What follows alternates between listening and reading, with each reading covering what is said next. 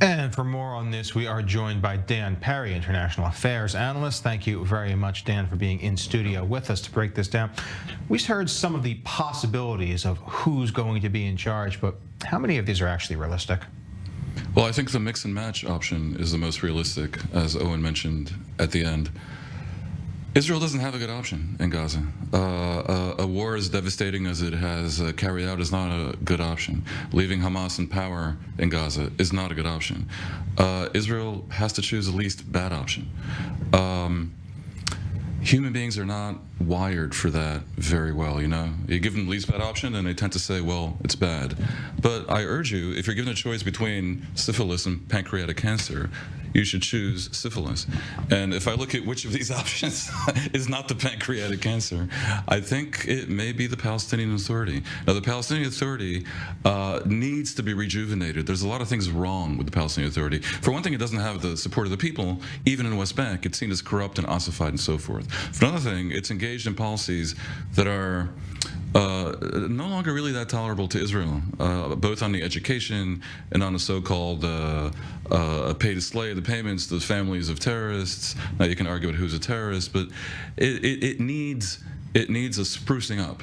But I don't think that sprucing up is impossible to contemplate. And the idea of a rejuvenated Palestinian Authority, well-funded and with oversight both by Israel and by the Arab League, with the Arab League giving its stamp of approval to such a day after, might be the way to go. And let's just agree, it's better than being run by a maniacal, fundamentalist, jihadi, Iranian-backed mafia. I mean, the big question is who is going to actually be willing to make changes in the Palestinian Authority to make it more palatable to all involved when they've resisted changes for decades, and as you describe it, they need to be a little less syphilitic. Actually, yes. I don't know if it's syphilitic or cancerous, but I think we understand each other. Look, Mahmoud Abbas is very elderly, and he himself does not have a day after plan. But it's been contemplated. There are younger, more dynamic, and more credible people in the Palestinian Authority.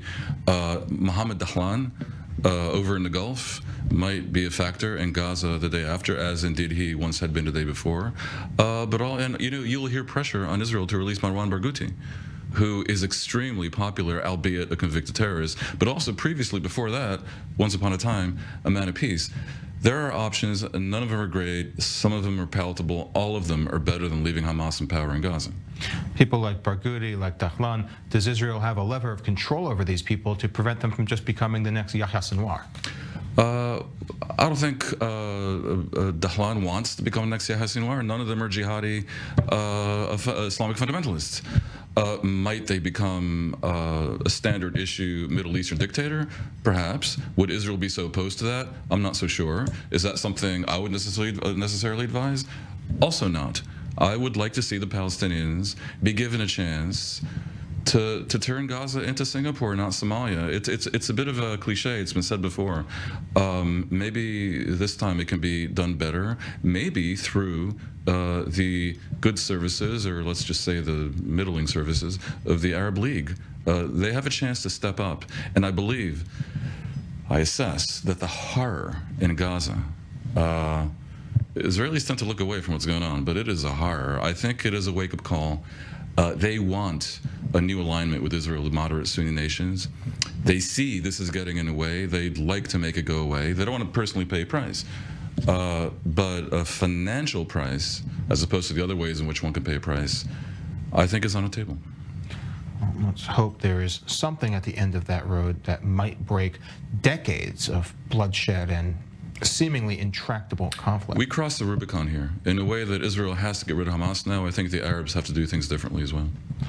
Let's see how that develops going forward. But again, the day after is not going to be until the day after. Dan, you said, well, you were with the AP. Your bureau was covering the developments in Yemen, and you had more or less watched the development of the Houthis into a critical fighting force. Yeah, and what began as something that seemed almost comic and weird on the ground became very quickly a major strategic threat to the world. because it's very clear that Iran wanted to take over Yemen via the Houthis, to use them as another proxy, this time from the south of Israel, not the north, threatening the world essentially with a cutoff of trade through the Suez Canal, much as they can do the same in the Strait of Hormuz. This is an outrage. It cannot be Israel's problem. Israel does not have any claim upon Yemen. They are engaging in piracy at this point, and the sort of rate card for punishment versus outrage, it tends to get set in stone in this region. I think the world needs to take a good look at the situation in Yemen and decide if the Houthis don't need punishing and deterring. But I would caution that they've proven quite resilient. The Yemen war has, in less than a decade, cost almost 400,000 lives. Partly through disease and cholera or whatever, but at least close to 200,000 directly through fighting. That is not going to be an easy problem to solve, especially when you have the fact that many regional powers are on the other side of this. And we're going to continue this discussion. That's because Turkish President Recep Erdogan is again endorsing terrorists and accusing Israel of all manner of international crimes for daring to fight back against Hamas after the terror group murdered 1,200 Israelis in cold blood on October 7th. Let's listen to the leader of a regional power and NATO member on this. Israeli Prime Minister Benjamin Netanyahu, the butcher of Gaza, is not only a war criminal, but he will definitely be tried as the butcher of Gaza, just like Slobodan Milosevic, the former president of Serbia, was tried. Netanyahu, the butcher of Gaza, personally revealed in front of the cameras that the issue is not just Gaza or Ramallah, but that he is pursuing expansionist goals. Therefore, defending Gaza and Palestine today means defending Mecca, Medina, Istanbul, Damascus, Beirut, Baghdad, other Islamic lands along with Jerusalem. And back to you, Dan. Erdogan, Turkey, what? Erdogan's on a high after having won or at least engineered a seeming victory in a number of close elections. He fashions himself a leader of the Muslims. The Muslims are up in arms right now over what's happening in Gaza, and I don't think Israel can expect very much from this fellow. That's given how much Israel had been hoping for a rapprochement with Turkey. Obviously not in the cards. As Netanyahu says, that's life. Very, very short way to describe that sort of situation, and probably a good thing that Israel has spent a lot of time in the past few years making sure to reinforce their agreements with Greece and Cyprus. Yes, indeed. But you had some other remarks. Look, I think Israel needs to start articulating its own vision for the day after that goes a little bit beyond strictly who's going to rule Gaza. And it needs to accelerate the change from Hamas, and it needs to offer something other than crushing Hamas into the ground at the cost to civilians that we have seen. I certainly would advise offering a Beirut scenario where, when pushed far enough, Hamas might conceivably agree to evacuate the Gaza Strip en route to Qatar, or who knows, given what we've seen of Erdogan, perhaps he'd be eager to have them in Turkey. Nobody else is willing to take them, but he's certainly willing to endorse them. Well, thank you very much, Dan, for breaking this all down for us.